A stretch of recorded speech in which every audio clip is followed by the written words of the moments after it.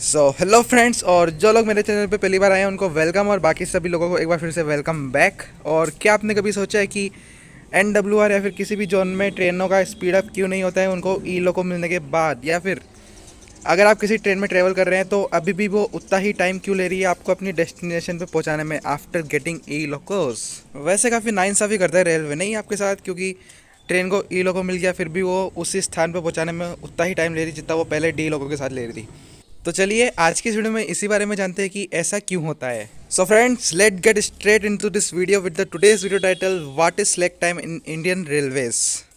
ऐसा हो सकता है कि आप में से कुछ लोगों को पहले से ही पता हो कि सिलेक्ट टाइम क्या होता है, लेकिन मेरे चैनल पे ऐसे कई व्यूअर्स भी हैं जिनको सिलेक्ट टाइम के बारे में कोई जानकारी नहीं है।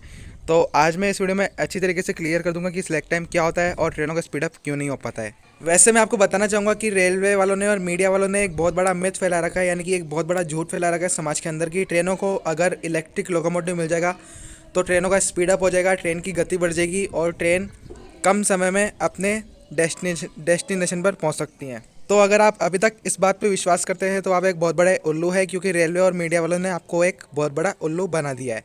ट्रेनों का स्पीड अप होना सिर्फ दो चीज़ों पे डिपेंड करता है। पहला है ट्रेन का सिलेक्ट टाइम और दूसरा है उस सेक्शन का MPS जिस पे ट्रेन चल रही है। MPS की फुल फॉर्म है मैक्सिमम परमिसिबल स्पीड।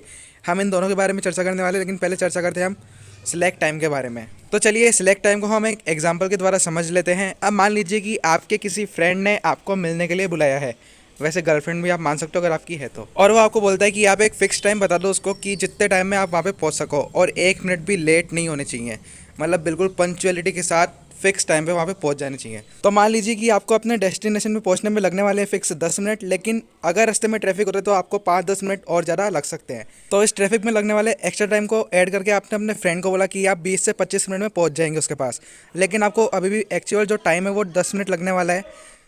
तो अगर आपको रास्ते में कम ट्रैफिक मिलता है या फिर ट्रैफिक नहीं भी मिलता है तो आप उसके पास 10 से 15 मिनट में पहुंच जाएंगे, लेकिन अगर आपको रास्ते में हैवी ट्रैफिक मिलता है तो आपने जो पहले डिसाइड किया था टाइम 20 से 25 मिनट, उसी टाइम में आप उसके पास पहुंचेंगे। तो उस 10 मिनट के अलावा जो आपने एक्स्ट्रा 10-15 मिनट जोड़ के अपने फ्रेंड को 25 मिनट बताए हैं, तो 25 मिनट में से 10 मिनट के अलावा जो भी टाइम बचेगा वो होगा आपका सिलेक्ट टाइम। तो बस ये जो सेम चीज़ है वो रेलवे में भी होती है। रेलवे ऐसा करता है अपनी ट्रेनों की पंचुअलिटी को बरकरार रखने के लिए, यानी कि अगर कोई ट्रेन मान लो किसी स्टेशन पे आधा एक घंटा लेट हो जाती है तो अगले स्टेशन पे वो ऑन टाइम पहुँचे, तो वो दो स्टेशनों के बीच में उसको सिलेक्ट टाइम दे देता है इतना कि वो अगले स्टेशन पर ट्रेन लेट होके भी ऑन टाइम पहुँच जाए। आपने कई बार देखा होगा कि ट्रेनें जो हैं स्टेशन पे अपने निर्धारित समय से एक एक डेढ़ घंटा बिफोर टाइम आ जाती हैं। तो ये जो एक डेढ़ घंटे बिफोर टाइम आने का चक्कर है वो सिलेक्ट टाइम के कारण ही होता है। अब मान लीजिए कि आपको जयपुर से अजमेर जाना है और जयपुर से अजमेर के बीच की दूरी है टोटल 130 किलोमीटर, और इन दोनों के बीच में एक स्टेशन आता है फुलेरा जंक्शन, और फुलेरा की जयपुर से दूरी है 60 किलोमीटर। तो राजधानी शताब्दी और सुपरफास्ट जैसी ट्रेन जयपुर से अजमेर के बीच दूरी तय करने में लगाएंगे लगभग 2 घंटे का समय, और वहीं पर एक्सप्रेस ट्रेन लगाएगी कोई 2.5 घंटे का समय। अब मान लीजिए कि रेलवे ने एक ट्रेन ऐसी चलाई जयपुर से अजमेर के बीच में जो कि टोटल 5 घंटे का समय ले रही है, और जयपुर से फुलेरा के बीच जहाँ एक सुपरफास्ट ट्रेन 40 मिनट का समय लेती है, वहीं वो जो एक ट्रेन है वो ले रही है जयपुर से फुलेरा के बीच में 2 घंटे का समय, जबकि उस ट्रेन के जयपुर से लेके फुलेरा और फुलेरा से लेके अजमेर के बीच में कोई भी स्टॉपेज नहीं दे रखा है। तो वो जो नई ट्रेन है वो भी बाकी ट्रेनों की तरह जयपुर से फुलेरा 45 मिनट में पहुंच जाएगी, लेकिन फुलेरा पहुंच के वो खड़ी रहेगी 1 घंटा 15 मिनट फुलेरा स्टेशन पर ही, क्योंकि उसको जयपुर से फुलेरा के बीच में सिलेक्ट टाइम दे रखा है 1 घंटे 15 मिनट का। तो ऐसे में आप चाहे उस ट्रेन को डीजल लोगों से चलाएं, चाहे इलेक्ट्रिक लोगों से चलाएं, या फिर उस ट्रेन को बुलेट ट्रेन में कन्वर्ट कर दें, वो फुलेरा उतनी ही देर तक खड़ी रहेगी जितना उसका समय निर्धारित किया गया है। और उसको ई लोको देने के बाद भी ट्रेन अभी भी जयपुर से अजमेर के बीच दूरी तय करने में पूरे 5 घंटे का समय ले रही है। तो अब आप ही बताइए समझदारी किस में है, ट्रेन को इलेक्ट्रिक लोको देने में या फिर ट्रेन का स्पीड अप करने के लिए जो उसका सिलेक्ट टाइम कम करना चाहिए एक्चुअल में, या फिर ख़त्म कर देना चाहिए, उसमें समझदारी है। Now please don't get me wrong here, I am not against of E Locos. मैं जस्ट आपको बता रहा हूँ कि ट्रेन का स्पीड अप होना किन किन फैक्टर्स पे डिपेंड करता है, और सबसे बड़ा फैक्टर्स यही है सेक्शन का MPS और उस सेक्शन का मतलब उस ट्रेन का सिलेक्ट टाइम।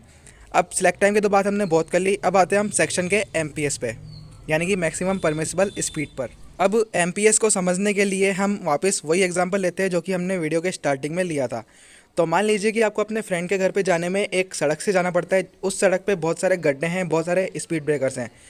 तो जो आपको 10 मिनट लग रहे थे अपने फ्रेंड के घर पे जाने में, वो उन गड्ढों और उन स्पीड ब्रेकरों के कारण जो है वो 10 मिनट अब बढ़ के 20 मिनट हो जाते हैं। अब मान लीजिए उसके विपरीत कोई इस प्रकार की सड़क है जिस पर ना ही कोई गड्ढे हैं, ना ही कोई स्पीड ब्रेकर है और ना ही कोई ट्रैफिक है। तो आप क्या करेंगे, अपनी गाड़ी उठाएंगे, उसको सीधा 100 kmph की स्पीड में भगा के अपने फ्रेंड के पास, जहां आप 10 मिनट में पहुंच रहे थे उस पुरानी वाली सड़क से, वहीं उस नई वाली सड़क से आप 10 मिनट की जगह 5 मिनट में अपने फ्रेंड के पास पहुंच सकते हैं।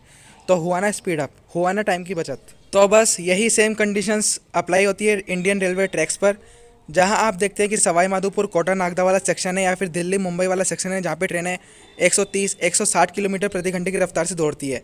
तो वहाँ के ट्रैक्स की हालत कुछ ऐसी है कि वो अपग्रेडेड ट्रैक्स है, यानी कि उनकी जो स्पीड है, मैक्सिमम परमिसिबल स्पीड, वो है 160 किलोमीटर 180 किलोमीटर पर आवर तक वो उन पर ट्रेनें चल सकती हैं। लेकिन जो हमारे NWR के ट्रैक्स है, यानी कि जयपुर अजमेर ले लो आप या फिर कोई भी सेक्शन ले लो NWR का, NWR के ट्रैक्स पे जो भी ट्रेनों की गति है वो मैक्सिमम 110 या फिर 100 किलोमीटर प्रति घंटा है। वो इसलिए क्योंकि NWR का कोई भी सेक्शन 110 किलोमीटर प्रति घंटा की स्पीड से ऊपर जाने को अलाउड नहीं करता है किसी भी ट्रेन को। सो गाइस, आई होप कि आप समझ गए होंगे अच्छी तरीके से कि ट्रेनों का स्पीड अप होना किन फैक्टर्स पे डिपेंड करता है। और ट्रेन को ई लोको मिलने से ट्रेन का स्पीड अप होता है, ये मैं मानता हूँ, क्योंकि ट्रेनों का एक्सेलरेशन जो है वो बढ़ता है और ई लोको की स्पीड भी ज़्यादा होती है, वेब 7 की 130 kmph तक जा सकती है। लेकिन अगर सेक्शन का MPS 130 अलाउ करता है तभी वो ट्रेन 130 kmph तक जा सकती है, अदरवाइज़ वो 110 किलोमीटर प्रति घंटा की रफ्तार से ही चलेगी। सो इतना ही था आज की इस वीडियो में। आई होप आपको ये वीडियो पसंद आई होगी, ये वीडियो समझ में आ गई होगी। आपको कोई सवाल है तो अभी भी आप कमेंट सेक्शन में नीचे पूछ सकते हैं। और अगर आपको ये वीडियो पसंद आई तो इस वीडियो को जरूर से लाइक कर दीजिए और ऐसी ही जानकारी आगे भी देखते रहने के लिए मेरे चैनल को जो सब्सक्राइब कीजिए। मैं जल्दी मिलता हूँ आपसे एक और नेक्स्ट वीडियो में और नई इन्फॉर्मेशन के साथ। तब तक के लिए गुड बाय।